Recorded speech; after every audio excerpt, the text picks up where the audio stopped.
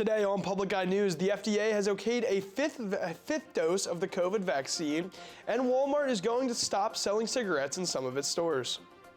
Later, Brady Hinshaw will have your weather for the weekend, and Scott will have your sports update. Hello, I'm Susanna Gwynn. And I'm Scott Minshaw, and this is Public Eye News.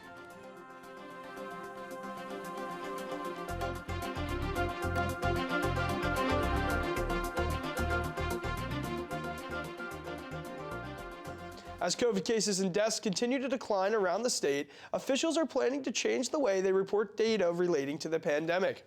Currently, the online COVID-19 dashboard is updated 3 times a week, but soon that will change to just once a week.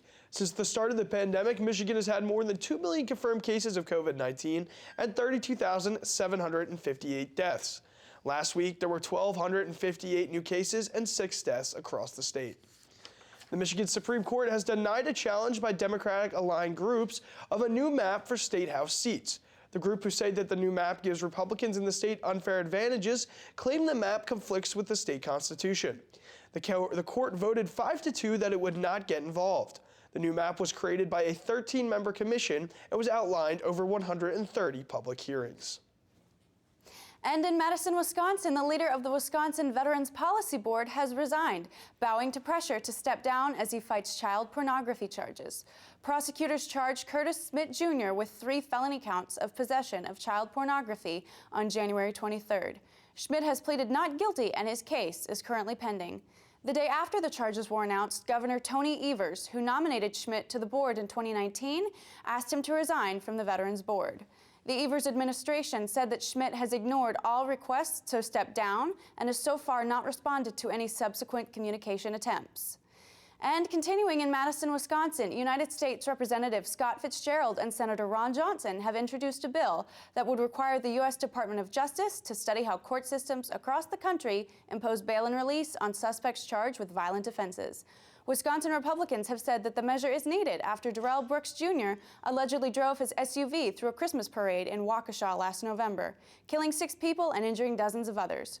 Brooks had been released from a Milwaukee jail just 2 days earlier after posting a $1,000 bail for allegedly attempting to run over his ex-girlfriend. Johnson and Fitzgerald have said that this bill would bring increased transparency to the bail system. Queen Elizabeth joined members of the royal family and 1,800 guests to memorialize the life of Prince Philip nearly a year after his death at the age of 99. From London, Roxana Saberi tells us who attended and who did not. From the hymns to the guests, Prince Philip finally got the service he had planned nearly a year after his death. A celebration of his life and legacy as Britain's longest-serving royal consort, supporting his wife Queen Elizabeth for around 7 decades. After a lot of speculation, she attended. The 95-year-old had cut back on her public appearances since spending a night in the hospital last October and catching COVID last month. She has mobility issues. Some days are better than others. Royal correspondent Roy Anika says this was the Queen's most important engagement in perhaps the last decade. Why was it so important for the Queen to be here? She wanted to be here in order to show her, pay her respects, to pay tribute, and also to thank all the people who've come together to honor him today. At Prince Philip's funeral last April, pandemic restrictions meant only 30 people were allowed inside. This was his son Prince Andrew's first public appearance since settling a sexual assault case in the U.S., brought by Virginia Giuffre. She had claimed the late sex offender Jeffrey Epstein trafficked her to the prince. And while grandson Prince William and wife Kate attended, Prince Harry stayed in the U.S.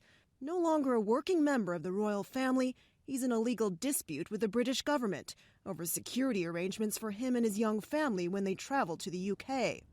Still, his spokesperson says the prince plans to visit the Queen as soon as possible. She has yet to meet Harry and Meghan's daughter, Lilibet. She was named after the Queen and born shortly after the death of Prince Philip. Roxana Saberi, CBS News, London. As the COVID pandemic continues on, health officials in the country are updating vaccine policies. More on that story and the local weather right after this short break. On American Experience, a brutal murder in 1942. The word went on in the neighborhood, they're picking up everybody. Somebody got killed. A sensational trial. It was plastered all over the papers. A city erupts in violence. You see these servicemen beating the heck out of all these Mexicans. Los Angeles was like a war zone. Zoot Suit Riots on American Experience. Tonight at 9 on WNMU-TV. And welcome back. I'm your weatherman, Brady Hinshaw. And behind me on the NMU campus, we got some clouds in the sky, and we are expected some snow, some rain, some sleet, and some ice, so drive safe out there. If we look around the UP in Sault Ste. Marie, it is sunny at 31, Manistee 32, Escanaba 34. If we take a look at the western side of things, we got 33 in Menominee, 35 in Iron Mountain, 34 in Ironwood, 35 in Houghton, and back in beautiful Marquette, it is 37. Now, if we look at our current conditions more closely, we will see it's mostly cloudy skies with a high temperature of 36, winds out of the southeast at 13 miles an hour, and a barometric pressure of 30.15 and falling. Looking towards tonight, we have some cloudy skies with a low of 30, winds out of the southeast at 10 miles an hour. Now, if we take a look towards tomorrow, we have some showers in the forecast with a high of 37, low of 30, and winds out of the southeast at 10 to 15 miles an hour. Taking a look at our week ahead, it's not much better with Thursday a high of 32 and a low of 24 with some snow. Friday a high of 37 and a low of 27, mostly cloudy skies. And Saturday a high of 42 and a low of 31 with some rain. Now back to Scott Minshaw with the national news. Well, thanks a lot, Brady. The weather is not the only thing changing in the United States, though, right now. Health officials around the country have just authorized another COVID-19 booster shot to eligible patients 50 years and older. The new booster marks the 4th dose for people who wish to get it, and experts say it will provide additional protection against new variants of the coronavirus. Regulators say the age for the booster is set at 50 because that's when health conditions such as heart disease and diabetes become more common. Some officials warn, though, that a 4th dose might be unnecessary and that those who don't absolutely need it should wait before getting an additional dose of the vaccine. Florida Governor Ron DeSantis is facing national scrutiny for a law he signed earlier this week, which has been labeled the, quote, "Don't Say Gay" law. The law prevents instruction on sexual orientation and gender identity in kindergarten through 3rd grade in public schools. Opponents of the law have argued it demonizes LGBTQ+ individuals by excluding them from classroom lessons. Advocacy groups in the state have hinted at taking legal action against the law, but nothing has materialized yet, and groups are still exploring their options. President Biden says he won't apologize for saying Russia's president cannot remain in power. The statement that was said during a visit to Poland on Saturday was followed by diplomatic uproar. Weijia Jiang has more on the president's response. I'm not walking anything back. President Biden stood by his controversial comment about Vladimir Putin. For God's sake, this man cannot remain in power. Insisting the words were personal. I was expressing the moral outrage that I feel, and I make no apologies for it. And not a shift in U.S. policy toward a Russian regime change. Nobody believes we're going to take down, I was talking about taking down Putin. Nobody believes that. The president was asked if he was confident Putin himself saw it that way. I don't care what he thinks. Look, here's the deal. He's going to do what he's going to do.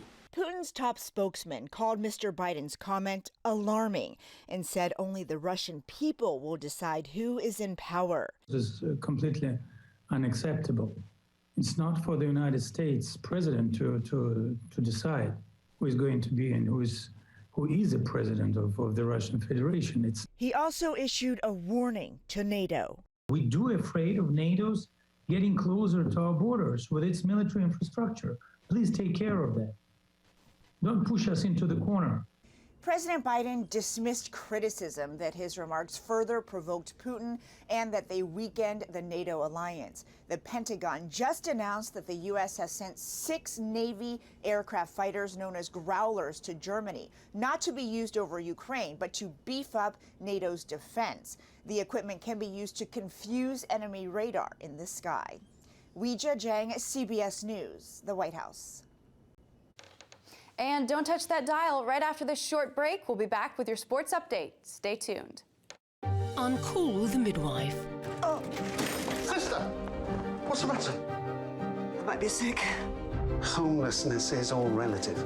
I know, but they're so unsavory.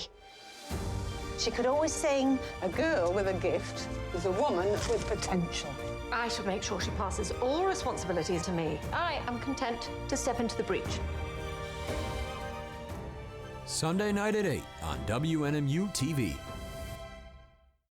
Welcome back. And with all the upsets that occurred this year during the women's NCAA tournament, a record number of double-digit seeds are still in. There will be plenty of familiar faces at the women's Final Four, with Stanford, South Carolina, Louisville, and UConn heading to Minneapolis. The UConn team has traveled to 21 national semifinals and won 11 championships. They'll be facing the defending champion Stanford, who have been to the Final Four 15 times. Stanford is also 2 wins away from repeating their championship title, a feat last accomplished by UConn from 2013 to 2016, when they won 4 straight titles. And earlier today in Palm Beach, Florida, the NFL changed its overtime rules to guarantee each side gets the ball in the playoffs. Concerned that the coin toss to begin the extra period has too much impact on the postseason game results, the owners voted Tuesday to permanently approve a proposal presented by the Colts and Eagles. Beginning this season, if the team that has possession over the ball first in overtime scores a touchdown on that series, the opponent will still get a possession.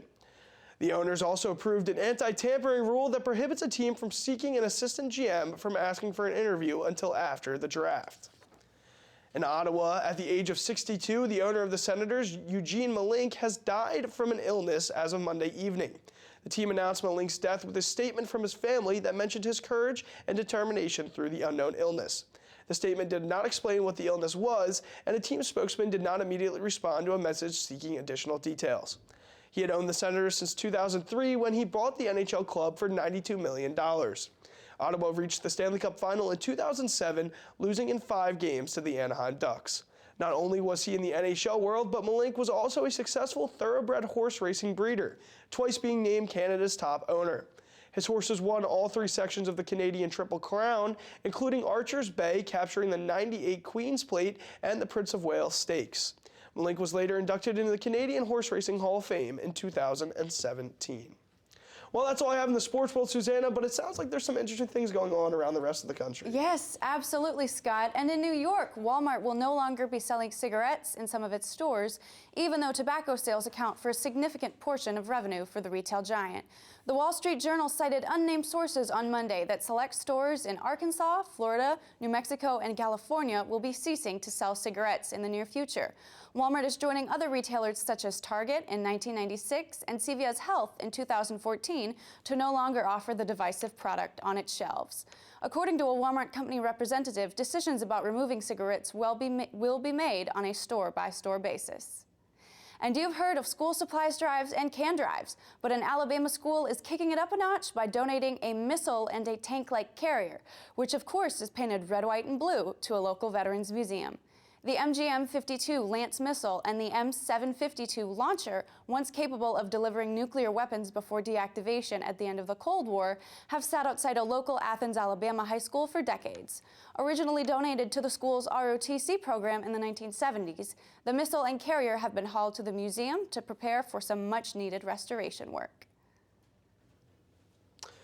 Well, Susanna, it was definitely an interesting weekend from the entertainment world. Did you catch the Oscars by any chance? I did, and apparently so did everyone else with the slap heard around the world that will certainly, I think, be a point of comment for the Academy and both Will and Chris. So. Oh, absolutely. It was definitely one of the most interesting Oscars moments in history, but unfortunately that is all the time we have for you here today. On behalf of Brady Hinshaw and the rest of our crew down here at Public Eye News, I'm Scott Minshaw. I'm Susanna Gwynn. Thank you for tuning in, and we'll see you tomorrow for another edition of Public Eye News.